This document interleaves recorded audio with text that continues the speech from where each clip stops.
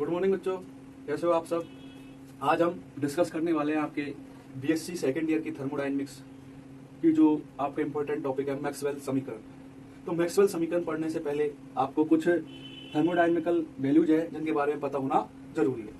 तो सीधे सीधे हम बात करते हैं। जैसे इसमें है जैसे यू 8 आपके थर्मोडायनेमिक कांस्टेंट है या वैल्यूज है, इनके बारे में आपको पता होना जरूरी है। जैसे यू को बोलता हूँ मैं, इनको याद करने का तरीका है U F G H. You को बोलता हूँ मैं यूजुअली, इसका मतलब होता है आपका इंटरनल एनर्जी। एफ को बोल दूंगा फॉलो, इसका मतलब होता है आपका high moles free energy. H का मतलब होता है आपका हेल्पिंग, हेल्पिंग मीन्स एंथैल्पी। मतलब ये याद करने का तरीका है आपका usually follow helping guide. G for guide and G for gives free energy. Okay, clear. इसी प्रकार से 4 और क्वांटिटीज हैं आपकी जिनको हम बोलते हैं एस, पी, टी और बी। याद करने का तरीका है special program on TV. Okay, तो एस को क्या बोलते हैं हम एंट्रोपी, पी को क्या बोलेंगे प्रेशर, टी को क्या बोलेंगे टेम्परेचर और बी को क्या बोलेंगे हम volume. Special program on TV, entropy, pressure, temperature and volume. अब इनको याद होने के पश्चात हम 2 सारणियों की बात करेंगे जिनसे आप इनके बारे में और अच्छे ढंग से जान पाओ। जैसे मैं बात कर दूं, देखो पहली सारणी है आपकी, आपको पता होना चाहिए कि भाई ये आपकी सारणी है। इस सारणी से आप चारों मैक्सवेल इक्वेशंस के बारे में पता कर सकते हो। जैसे मैं इस खाने में तो लिख दूं, जैसे आपने ट्रिक याद की थी यूजुअली फॉलो हेल्पिंग गाइड, ठीक है। तो इसमें लिखूंगा मैं usually follow helping guide, usually follow helping guide. अब यहां से आप इस किनारे से आगे जाओगे तो माइनस टीएस घटाओगे, नीचे आओगे तो प्लस पीवी जोड़ोगे।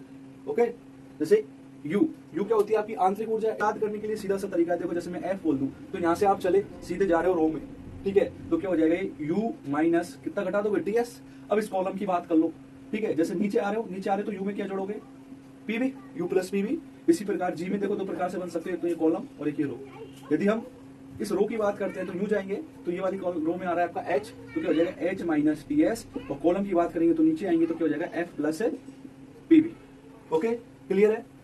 इसी प्रकार से इस सारणी की सहायता से आप, जैसे आपका मैक्सवेल का प्रथम नियम इस समीकरण से निकलेगा, द्वितीय समीकरण के लिए आपको इसकी आवश्यकता होगी, तृतीय के लिए इसकी आवश्यकता होगी और चतुर्थ के लिए इसकी आवश्यकता होगी।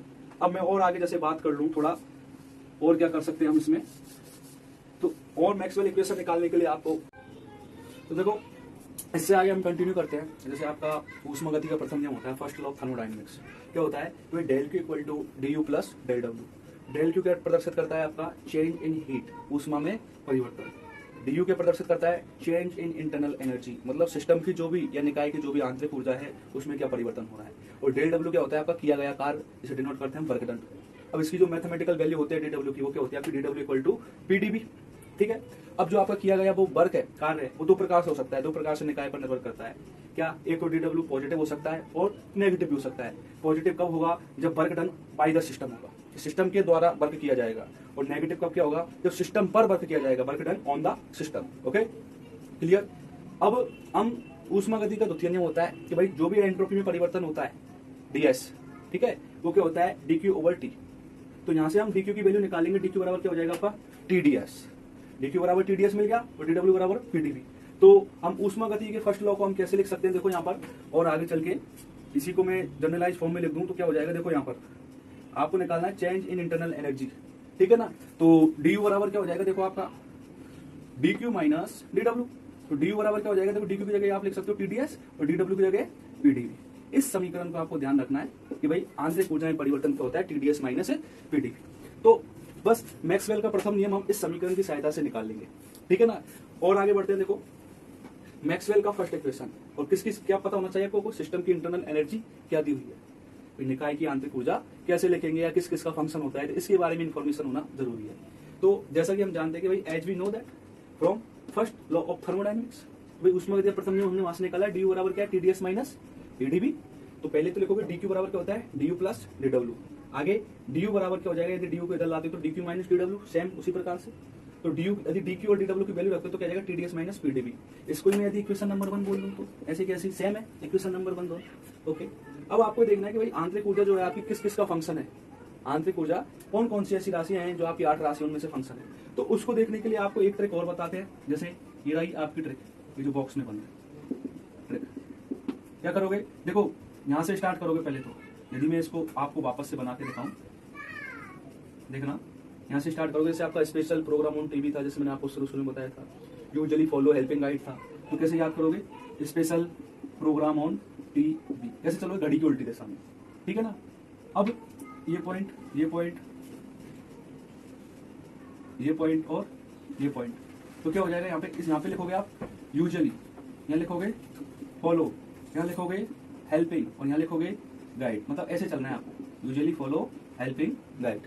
ओके, तो अब आप देख लो कि भाई यू जो है आपका कौन कौन सी राशियों से घिरा हुआ है यू, एक तो बी से और एक एस से, तो यू किसका फंक्शन हो जाएगा आपका, आयतन बी और एंट्रोपी एस। या फिर दूसरा तरीका आपका ऐसा है कि यहाँ पे जो भी चेंजेबल क्वांटिटीज हैं जैसे डी एस और डी बी है, तो ये फंक्शन भी इन्हीं का होगा, या तो इस ट्रिक से देख लो या फिर इस ट्रिक से देख लो।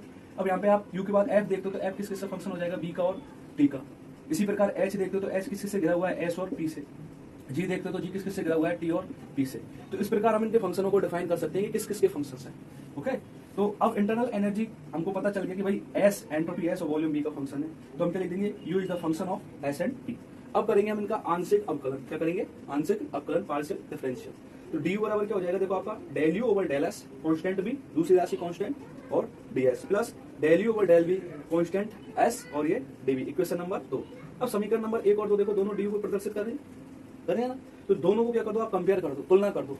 तो देखो यहाँ पे डीएस, यहाँ भी डीएस, यहाँ डीबी, यहाँ भी डीबी, तुलना करोगे तो देखो टी किसके बराबर आ जाएगा आपका, del U over del S constant B, ठीक है, T equal to del U over del S constant B, और माइनस पी किसके बराबर आ जाएगा, देखो पीछे वाली राशि देखो डीबी, और यहाँ भी डीबी, तो क्या हो जाएगा माइनस के D U over D S constant B. इससे आगे हम करेंगे देखो इनका परफेक्ट डिफरेंशिएशन, ठीक है ना।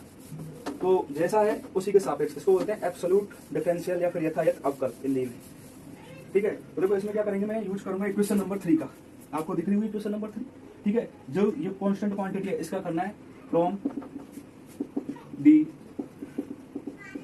डेफिनेशन ऑफ परफेक्ट या फिर एब्सोल्यूट बोल सकते हो आप, एब्सोल्यूट डिफरेंशिएशन, ठीक है, हिंदी में बोलते हैं यथायथ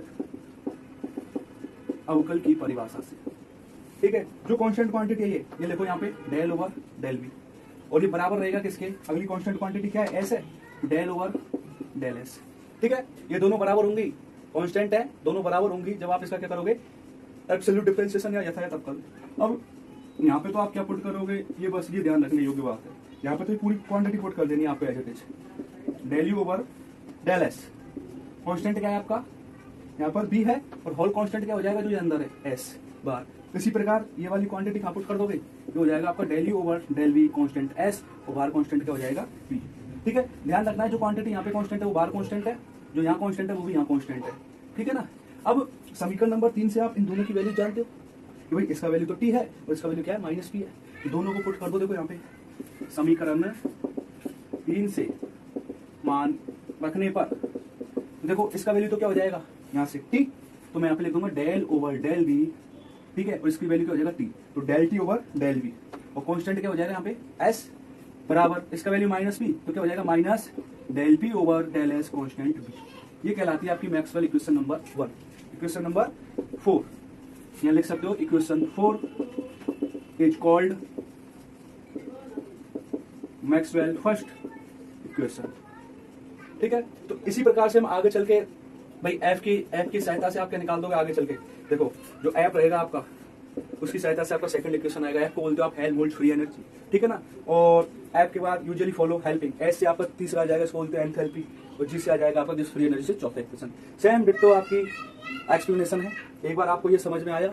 अब इससे अगला वीडियो जो है वो आएगा आपका मैक्सवेल के सेकंड इक्वेशन का, तो आई होप आपको समझ में आया होगा, ठीक है। तो इससे आगे मिलते हैं हम दूसरे लेक्चर में, धन्यवाद।